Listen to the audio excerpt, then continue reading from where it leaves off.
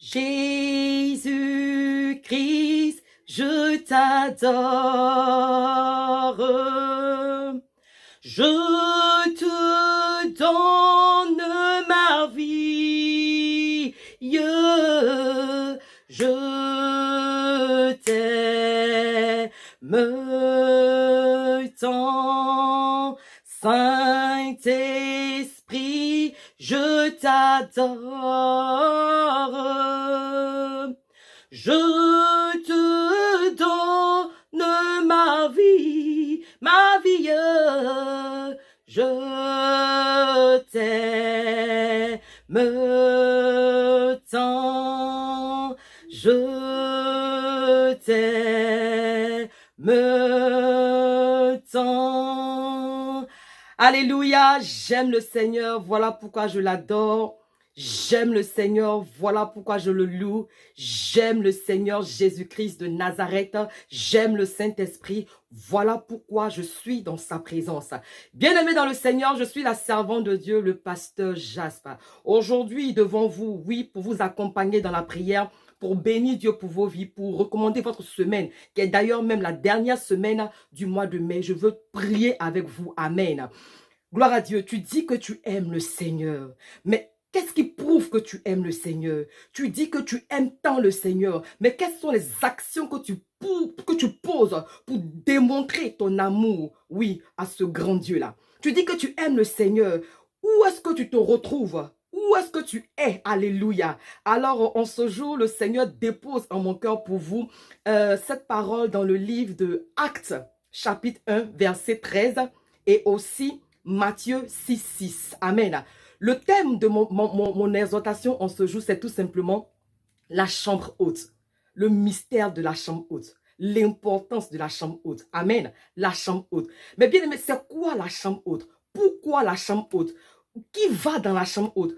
Pourquoi nous allons dans la chambre haute? On va répondre à toutes ces questions à la lumière de la parole de Dieu. Je fais la lecture de ces différents passages, comme j'ai dit, dans le livre de Actes 1, à partir du verset 12.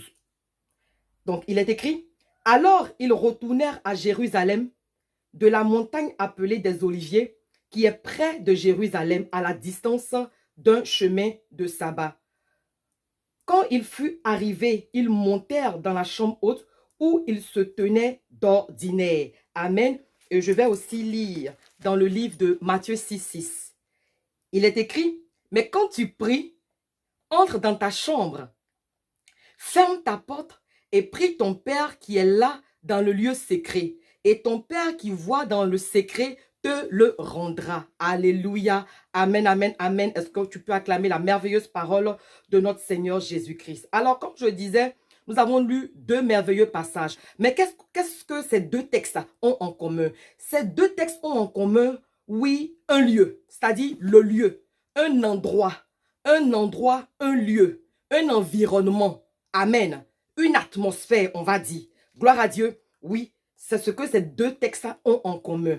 Amen. Donc, dans le livre de Actes, chapitre 1, à partir du verset 12, nous voyons que en fait, c'est Jésus qui a marché avec ses disciples plus de 3 ans. Il était l'heure pour lui d'être enlevé, de retourner au ciel. Alors la Bible dit que lorsqu'il fut enlevé au ciel, alléluia, les disciples sont retournés.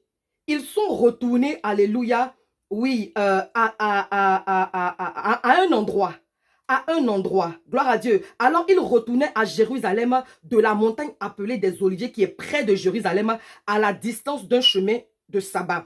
En fait, ce qui m'a touché dans ce passage-là était dans le verset 13, qui dit que quand il fut arrivé, ils montèrent dans la chambre haute, où ils se tenaient d'ordinaire. Donc, comme je le disais, Jésus est monté au ciel. Mais avant de monter au ciel, il a parlé à ses disciples. Avant de monter au ciel, il a fait une promesse aux disciples. Il a dit aux disciples que lui, il part. Mais il est avantageux pour les disciples que lui, il s'en aille. Afin que lorsqu'il sera parti, il leur envoie le Saint-Esprit. Afin que lorsqu'il soit parti, il leur envoie le Consolateur. Afin que lorsqu'il soit parti, alléluia, ils reçoivent une puissance. le Saint-Esprit. Gloire à Dieu. Donc, Jésus est effectivement parti. Mais Jésus était vraiment celui avec qui ils avaient partagé des temps forts, des temps puissants, de glorieux moments. Donc, pour de bon et pour de vrai, Jésus n'allait plus être avec eux. Donc, du coup, les disciples étaient en train de réaliser cela et leurs yeux étaient fixés sur le ciel, en train de contempler. Jusqu'à un moment donné, le Seigneur a envoyé 2 anges pour leur donner de ne pas... C'est vrai, c'est une bonne chose de contempler vers le ciel. Dans tous les cas, quand on a des problèmes, il faut lever les yeux vers le ciel. Mais ça ne va pas s'arrêter là. La vie doit pouvoir continuer. Ainsi donc, Jésus envoie 2 anges pour donner la force aux disciples de continuer la marche. Parce qu'en fait, ils avaient une mission à accomplir. Gloire à Dieu. Donc, nous allons voir au verset 13, effectivement, que les disciples sont retournés et ils ne se sont pas dispersés.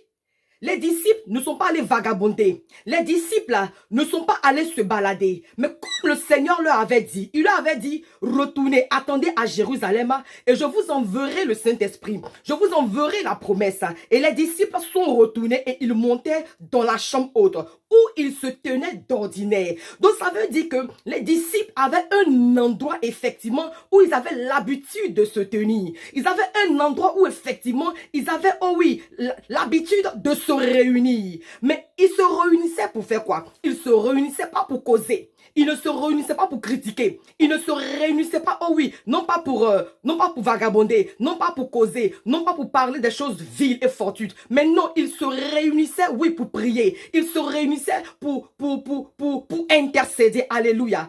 Donc, ça veut dire que la chambre haute, c'est l'endroit où nous rencontrons Dieu. Quelqu'un dit Amen.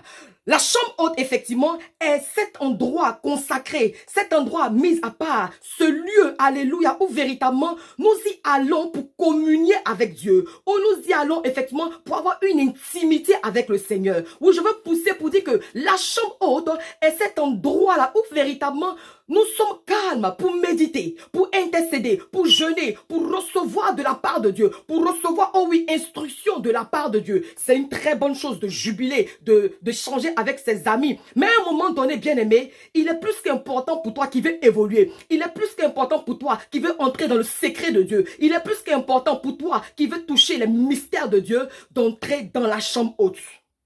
La chambre haute, alléluia. Mais c'est en ce moment justement que je débouche sur Matthieu 6,6 qui dit que lorsque tu veux prier, entre dans ta chambre, ferme la porte et prie, car là, dans le lieu secret, ton Père voit. Et alors qu'il te voit, il t'exaucera. Bien-aimé, il est très important de se détacher du commun de mortel à un moment donné. Pour toi qui veux être élevé, pour toi qui veux être glorifié, pour toi, oh, effectivement, qui veut te lever, alléluia, dans la spiritualité, pour toi qui veux entrer en intimité, en alliance, en communion, alléluia, avec le Seigneur, un seul endroit, la chambre haute. La chambre haute. Oui, la chambre haute a véritablement une place de choix, même dans les Écritures. Laisse-moi te dire que justement, c'est dans une chambre haute que le fils de la femme de distinction, la Sunamite, a été ressuscité. C'est dans la chambre haute, oh bien-aimé, que Jésus-Christ a institué la Sainte Seine. C'est dans la chambre haute, alléluia, que les disciples ont reçu le Saint-Esprit.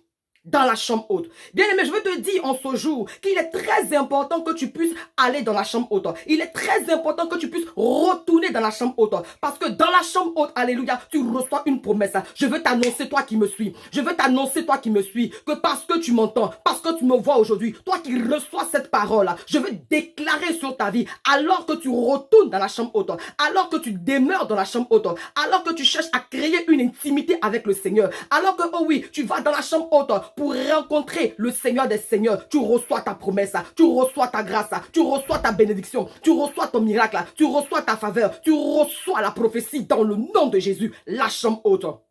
Bien-aimé, retourne à l'essentiel. Jésus est parti, c'est vrai, mais il ne te laisse pas orphelin. Il t'a fait une promesse. Laquelle promesse est de recevoir le Saint-Esprit. Laquelle promesse est de recevoir la puissance de Dieu. Oui, tu ne peux que recevoir cette puissance. Tu ne peux que recevoir le Saint-Esprit dans la chambre haute. Oui, tu as besoin de recevoir le Saint-Esprit parce que la mission est grande. La mission est puissante. La mission est glorieuse pour t'équiper. Va dans la chambre haute. Va te ressourcer dans la chambre haute. Va prier dans la chambre haute. Va chercher Dieu dans la chambre haute. Et dans la chambre haute, tu recevras le miracle. Tu recevras la promesse, le Saint-Esprit. Et bien aimé dans le Seigneur, c'est vrai que nous avons vu dans Matthieu 6 qu'il fallait rentrer dans ta chambre pour prier. Oui, c'est vrai. Mais je veux te faire remarquer que dans la chambre haute, au temps des Actes des Apôtres, il n'était pas seul. Il y avait près de 120 disciples qui étaient ensemble, l'unité. Tu veux recevoir la puissance de Dieu. Tu veux recevoir le Saint-Esprit. Tu ne peux pas recevoir le Saint-Esprit étant divisé. Alors, je veux t'inviter effectivement comment j'allais dire, à t'assembler, à te réunir avec des bien-aimés qui ont confessé Jésus, avec des bien-aimés qui ont accepté le Seigneur Jésus-Christ de Nazareth comme leur Seigneur et leur sauveur personnel et qui espèrent en la promesse. Oui, enfants de Dieu, chrétiens du monde entier, il est plus qu'important pour nous à ce jour, il est plus qu'important pour nous de nos jours de véritablement s'accorder, de véritablement s'unir, fini les palabres, fini les divisions, fini la haine. Non, nous ne sommes plus à la tête, au temps de la haine. On n'est plus à l'époque de la désunion, mais nous devons plus être que unis. Nous devons être un. Nous devons marcher dans l'amour. Nous devons marcher dans l'unité afin de recevoir la plénitude du Saint-Esprit qui nous donnera effectivement d'annoncer les oracles de Dieu. Oui, de libérer, des paroles de bénédiction sur l'entourage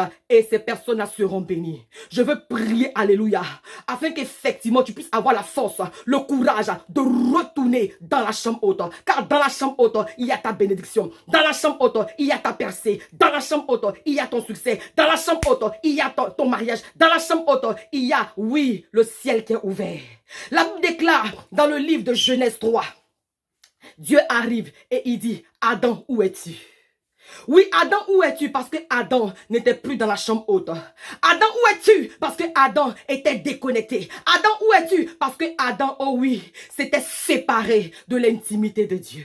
Bien aimé, le seul endroit où tu pourras rencontrer Dieu, c'est dans la chambre haute. Je prie qu'effectivement, dans cette dernière semaine de mai, où nous nous approchons progressivement de la célébration de la Pentecôte, que tu puisses retourner à l'essentiel, dans la chambre haute. Adam, où es-tu? Bien-aimé, où es-tu? Reviens dans la chambre haute, car le Seigneur veut te parler. Le Seigneur veut te faire du bien. Le Seigneur veut te révéler, oh oui, sa pensée. Le Seigneur veut te révéler quelque chose qui va te donner d'avancer. Que Dieu te bénisse. Que la grâce et la faveur de Dieu soient sur toi. Pour toutes les personnes qui n'ont pas encore accepté Jésus et qui veulent vivre la chambre haute, sentez-vous libre de nous contacter afin qu'effectivement nous puissions vous accompagner dans votre marche avec le Seigneur. Que Dieu bénisse la semaine. Que Dieu bénisse vos familles. Que Dieu bénisse vos projets. Que Dieu bénisse vos enfants. Que le ciel soit ouvert sur vos têtes. Et je souhaite à tous et à toutes une excellente fête de la Pentecôte.